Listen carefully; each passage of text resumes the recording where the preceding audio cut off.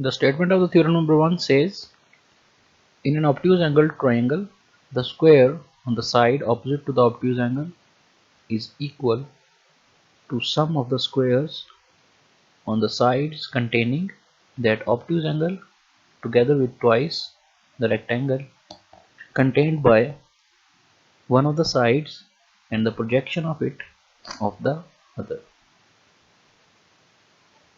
We repeat this statement. In an obtuse angle triangle, obtuse angle is an angle which is greater than 90 degrees. So this is an obtuse angle triangle marked in green, triangle ABC.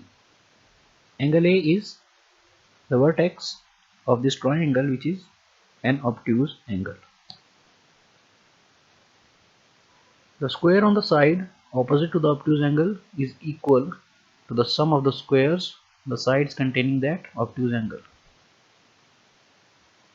It means that the side which is opposite to obtuse angle, in this case side BC or side A, is opposite to the obtuse angle. The statement says that the square of this side A is equal to C square plus D square, in addition with twice the rectangle contained by one of the sides. It means that in either of these sides, B or C, the square of this side, measure angle AB and measure angle AD. This AD is the projection of side B on the side C. You can say AD is the shadow casted by this side AC if the sun is on the top. So this shadow X multiplied by the side C multiplied by 2, that is twice of the rectangle or twice of the product. Hence we'll have to prove this statement: BC square is equal to AC square, square of this side, plus AB square plus twice the product of AB and AD, or A square is equal to B square plus C square plus 2CX. This statement is to be proved. We are given with a triangle ABC. It has an obtuse angle BAC at the vertex A right here. For construction, we draw this dotted line to make the shadow of this side. So this dotted line AD casts the shadow. We call BC equal to A, CA equal to B, and AB equal to C.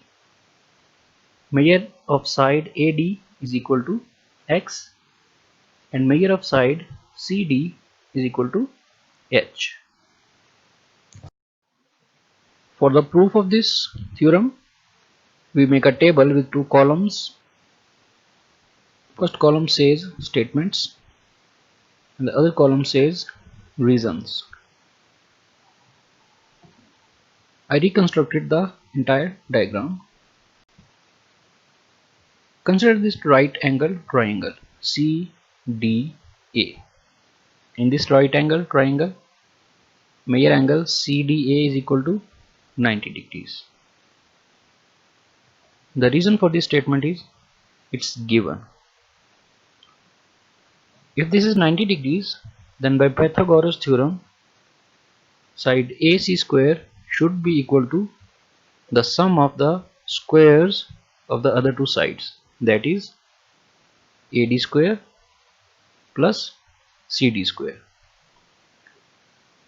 Or we can say that B square is equal to X square plus H square. So B square is equal to X square plus H square. Let's call it equation number 1. There is another right angle triangle in this figure, triangle BCD or CDB. This triangle is also a right triangle. In this triangle, CDB is equal to 90 degrees. This is also given. If this is a 90-degree triangle or right triangle, then square of BC must be equal to sum of the squares of CD and BD, or A square is equal to C plus X whole square plus H square.